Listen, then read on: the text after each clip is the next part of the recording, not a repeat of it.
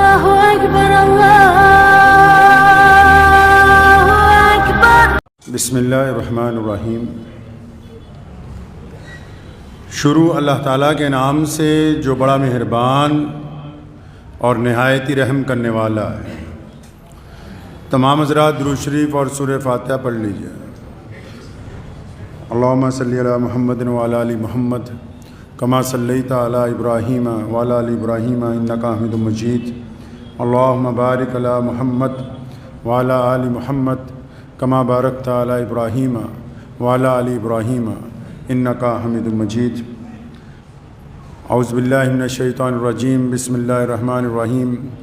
الحمدللہ رب العالمین الرحمن الرحیم مالک یوم الدین، ایاک نعبد و ایاک نستعین، اہدنا الصراط المستقیم صراط الذین انعمت علیہم غیر المغضوب علیہم ولا الضالین، آمین۔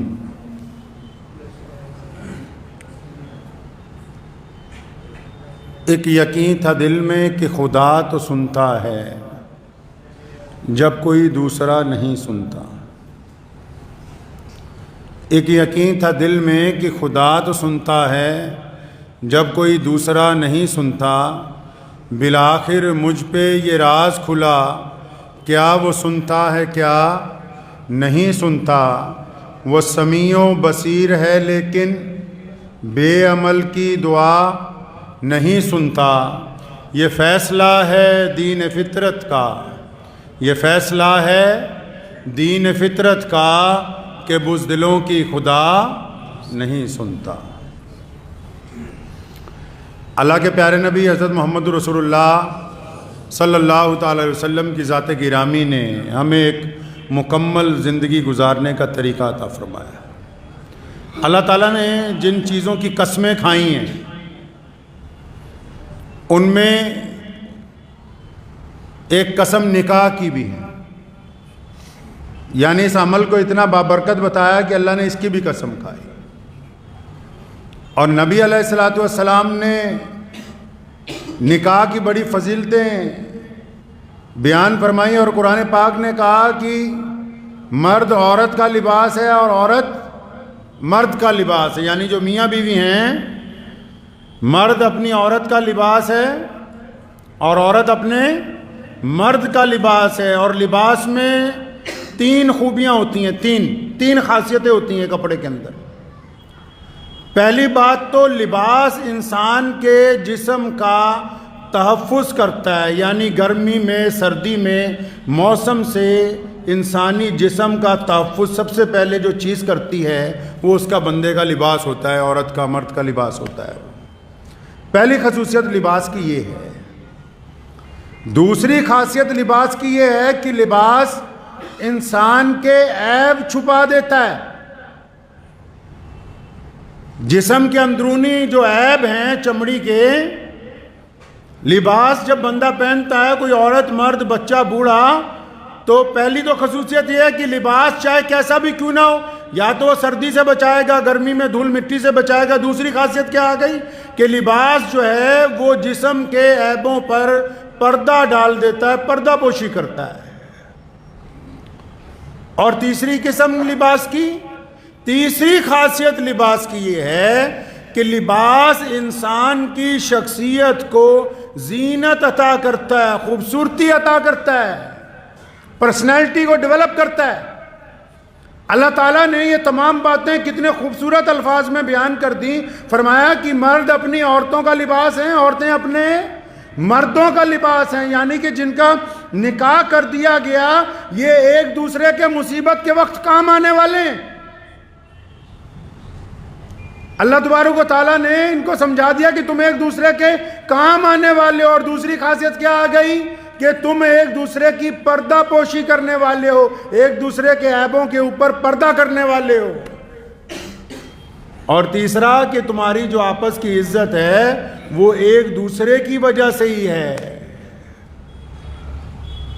آج کل کیونکہ اکثر مجھے روزانہ شادیوں میں جانے کا موقع مل رہا ہے تو ذہن میں آیا کہ کچھ گفتگو نکاح کے بارے میں ہو جائے کہ اللہ اور اس کے رسول صلی اللہ علیہ وسلم کیسا نکاح چاہتے ہیں، کب چاہتے ہیں نکاح ہو، کن حالات میں ہو، اور نکاح کی جو اللہ اور اس کے رسول صلی اللہ علیہ وسلم کی طرف سے پابندیاں عائد کی گئیں کہ کیسا نکاح ہونا چاہیے، کیسا نہیں ہونا چاہیے۔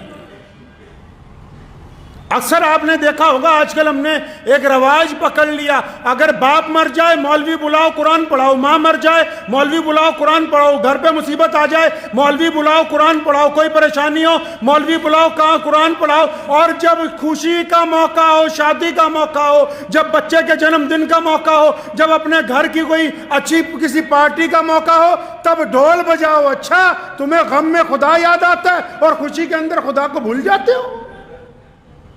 یہ کون سا معیار طے کیا مسلمانوں؟ غم میں تمہیں اللہ اور اس کے رسول یاد آتے ہیں، اور خوشی کے موقع پہ، خوشی پہ کیا ہوتا ہے؟ مجھے ایک مفتی صاحب نے بتایا کہ فلاں آدمی نے کروڑوں روپیہ نکاح کے اوپر خرچ کیا اور نکاح خواہ کو 1 روپیہ بھی نہ دیا۔ دین کے معاملات میں اللہ اور اس کے رسول صلی اللہ علیہ وسلم، اول تو اب نکاح جو ہے ایک تماش بینی ہو گیا، جن کے پاس لڑکے ہیں وہ لڑکے بیچنا چاہتے ہیں، اور جن کے پاس زیادہ پڑھی لکھی بیٹیاں ہیں وہ اب بیٹیوں کے لیے ایسا رشتہ ڈھونڈتے ہیں کہ ان کے معیار کا ہو جائے۔ برادری واد نے کئی لوگوں کا بیڑا غرق کر دیا، اور محمد الرسول اللہ کہیے صلی اللہ آواز نہیں آئی، صلی اللہ محمد الرسول اللہ صلی اللہ علیہ وسلم نے 2 باتیں کائنات کے سامنے رکھی، فرمایا اللہ اور اس کے رسول کی اطاعت کرو، اور لوگوں نے کہا یا رسول اللہ کر لی، اور فرمایا اب جس نے میری اطاعت کر لی وہ برادریوں کے، ذات پات کے، اونچ نیچ کے، گورے کالے کے بندھن سے آزاد کر دیے گئے ہیں، وہ لوگ کوئی کسی کا غلام نہیں ہے۔ بیٹوں کو نہیں پوچھتے، بیٹیوں کو نہیں پوچھتے۔ نکاح کے وقت حضرت ابوبکر صدیق رضی اللہ تعالیٰ عنہ اور حضرت عمر رضی اللہ تعالیٰ نے حضرت علی رضی اللہ تعالیٰ عنہ کو کہا کہ علی جا کے رشتہ کیوں نہیں مانگتے سیدنا فاطمہ الزہرا کا؟ تو علی رضی اللہ تعالیٰ عنہ گئے محمد رسول اللہ صلی اللہ علیہ وسلم کی خدمت میں۔ آپ صلی اللہ علیہ وسلم سمجھ گئے، جب بات ہوئی سیدنا فاطمہ الزہرا سے نکاح کی تو محمد رسول اللہ صلی اللہ علیہ وسلم تو سب کا دل کا حال جاننے والے ہیں، اپنی بیٹی کا بھی پتہ ہے، اپنے چچا زاد بھائی کا بھی پتہ ہے، صحابہ کا بھی پتہ ہے، اس کے باوجود امت کو سمجھانے کے لیے کیا کہا؟ فرمایا علی رک جاؤ، میں فاطمہ سے جا کے پوچھوں گا، اس کے بعد تمہیں جواب دوں گا۔ تم کہتے ہو بیٹیوں کو پوچھنا نہیں چاہیے رشتے کے وقت، محمد رسول اللہ صلی اللہ علیہ وسلم نے امی عائشہ رضی اللہ تعالیٰ عنہ کو اور متعدد جو قریبی صحابیات سے ان کی ڈیوٹی لگائی، فرمایا جاؤ فاطمہ سے جا کے پوچھو، میں چاہتا ہوں کہ ان کا نکاح علی کے ساتھ ہو جائے رضی اللہ تعالیٰ عنہ کے ساتھ۔ اب وہ گئیں، انہوں نے پوچھا تو پتہ لگا کہ راضی ہیں، ہاں کہہ رہی ہیں، تسلی نہیں ہوئی۔ نبی علیہ الصلوۃ والسلام بیٹی کے باپ ہیں، آخر خود تشریف لے گئے، پھر اپنی سب سے لاڈلی بیٹی کے سر پہ ہاتھ رکھا، فرمایا فاطمہ اگر ختیجہ زندہ ہوتی رضی اللہ تعالیٰ عنہ تو پھر بات اور تھی، ختیجہ نہیں ہے، بیٹا میں خود تم سے پوچھنے آیا ہوں، تم راضی ہو؟ اور یہاں چودھریوں کو بلا کے پوچھو کہ بھائی جن کی شادی ہونی ان کو ملوا دو، ان کو شکل دکھا دو کم از کم کہ ان کے ساتھ زندگی گزرنی ہے، نہیں جو پنچایت کا فیصلہ ہو گیا۔ کیا تمہاری پنچایت محمد الرسول اللہ سے بڑی؟ بڑے پنچایت والے ہو میاں، اگر اتنے ہی زیادہ پنچایت والے ہو تو لڑکے بیچتے کیوں ہو 4 چکے میں؟ یہ بہار والوں کو پوچھو جا کے، چاہے کسی بھی مذہب کو پوچھو تو صحیح کہ لڑکیوں کی شادیاں کر کیسے رہے ہیں بہت سارے لوگ، کہ لڑکے والے کہتے ہیں پہلے اتنے لاکھ روپے نقد لاؤ گے تو پھر تمہارا نکاح ہوگا۔ غیرت سے ڈوب کے نہیں مر جاتے وہ لوگ، جس نے اپنی بیٹی دے دی اس نے سب کچھ دے دیا۔ جہیز دینے سے انکار نہیں ہے، لیکن جہیز ماں باپ کی مرضی کا۔ یہ کون ہوتے ہیں کہنے والے کہ فلاں فلاں چیزیں دو، فلاں فلاں گاڑیاں دو، اتنا دولت دو، دھن دو؟ اتنے ہی زیادہ بھوکے ہو تو رمضان میں اعلان نہ کر دیا جائے بھی زکوٰۃ اکٹھی کر کے دے دو ان کو۔ ایک تو بچوں کے نکاح دیر سے کر رہے ہیں، ظالم بن رہے ہیں۔ اب آپ بتائیں کہ نکاح انسان کی ضرورت ہے کہ نہیں ہے؟ حکومتوں کو بھی پٹی پڑھا رہے ہیں کہ جناب اور 2 سال بڑھا دو، اور 2 سال، جتنے مرضی سال بڑھاتے رہو۔ یہ جو بچے گناہ کے اندر جائیں گے، یہ جو اپنا کردار خراب کر دیں گے، میں ساری پوری دنیا کی حکومتوں کو بھی پوچھنا چاہتا ہوں کہ اس میں تو کوئی مسلمان ہندو سکھ والی بات نہیں ہے۔ یہ جن بچوں کی شادیاں تم روک کے رکھتے ہو، ان بچوں کو گناہ کے اوپر مجبور کرتے ہو، یہ بچے اپنا جسم ایک دوسرے کے ساتھ بیچنے پہ مجبور ہوتے ہیں، تو ان کا گنہگار کون ہے؟ کون ہے اس بات کا ذمہ دار؟ کیا انکار کرتے ہو اس بات سے کہ یہ انسانی ضرورت نہیں ہے؟ اگر ضرورت ہے تو وقت پر پوری کیوں نہیں کی جاتی؟ جو بندہ جب اس کو جائز طریقے سے جس وقت بھوک لگی ہے، اگر اس وقت اسے کھانا نہیں دو گے، اگر 4 روز بعد دو گے تو وہ چوری نہیں کرے گا تو اور کیا کرے گا؟ نبی اکرم صلی اللہ تعالی وسلم نے تاکید فرمائی، اور ان کو تو یہاں ان کی تاکید تو کریں گے کیا؟ ان کو تو ان پہ بھوت سوار ہے برادری بات کا ساری دنیا پہ۔ ربیہ بن مالک رضی اللہ تعالیٰ عنہ صلی اللہ علیہ وسلم کو وضو کراتے ہیں۔ نبی علیہ السلام نے ایک دن پوچھا، ربیہ نکاح نہیں کرنا، غلام ہے؟ فرمایا یا رسول اللہ نہیں، ابھی کوئی انتظام نہیں۔ دوسرے دن پھر جب وضو کرا رہے تھے پھر پوچھا، ربیہ نکاح؟ پھر ٹال گئے ہنس کے۔ فرماتے ہیں میں نے خود سوچا کہ بار بار نبی علیہ السلام پوچھ رہے ہیں اور تو چپ ہے، انکار کیے جا رہا ہے۔ اللہ کے بندے جب رسول اللہ پوچھ رہے ہیں تو کہہ دے، اپنی خواہش بتا دے۔ فرمایا جب میں تیسرے دن صبح وضو کرانے گیا، رسول اللہ نے سارا وضو کر لیا، آج پوچھا ہی نہیں، آج نہیں پوچھا۔ میں بڑا پریشان ہوا کہ اچھا وہ تو بات ہی بیچ میں رہ گئی۔ نبی علیہ السلام وضو کر کے جب اندر تشریف لے جانے لگے اور یہ اپنے حجرے سے باہر نکل رہے تھے تو نبی علیہ السلام نے آواز مار کے پوچھا، اچھا پھر وہ نکاح کا کیا ہوا؟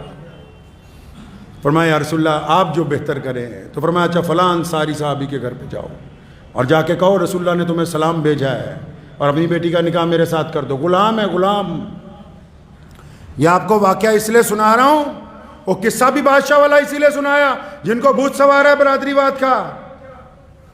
تمہاری بیٹیاں جو گھروں میں بیٹھی ہیں، بیٹے جو گھروں میں بیٹھے ہیں، جن کی عمریں 25 سال 30 سال 35 سال ہو گئے، جتنے مرضی سجدے کرتے رہو، جو اولاد بستر پر تڑپ رہی ہے، تمہارے سجدے تمہارے منہ پر مارے جائیں گے، ان کے زنا کا گناہ بھی تمہارے ذمہ ہوگا کہ تمہیں پتہ نہیں تھا کہ تمہاری اولاد کو ضرورت ہے، تم نے نکاح سے انکار کیا صرف اس لیے کہ بڑا سرمایہ چاہیے، بڑا گھر چاہیے، دولت کے انبار لینے، بس اس چکر میں۔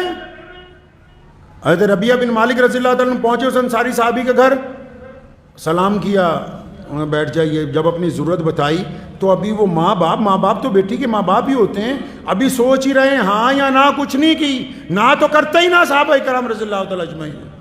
بیٹی نے بھی اندر سن لیا، اس نے اپنے والد کو بلایا، فرمایا ابا جی رسول اللہ صلی اللہ علیہ وسلم نے ان کو بھیجا ہے، آپ مجھے اللہ اور اس کے رسول صلی اللہ علیہ وسلم کے حضور چھوڑ دیجئے، اللہ تعالیٰ ہمیں ضائع نہیں کریں گے۔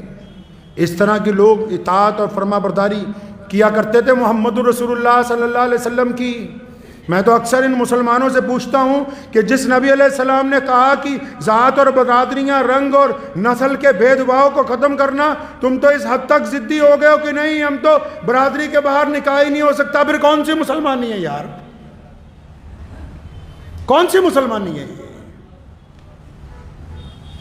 ان بچوں کو ضائع نہ کیجئے۔ اگر ایک بندہ MBA بھی کر لے اور اس کی وقت پہ شادی نہ ہو جائے تو وہ مینٹلی طور پر اس حد تک متاثر ہو جاتا ہے، پوچھ لیجئے گا کسی ڈاکٹر کو جا کے۔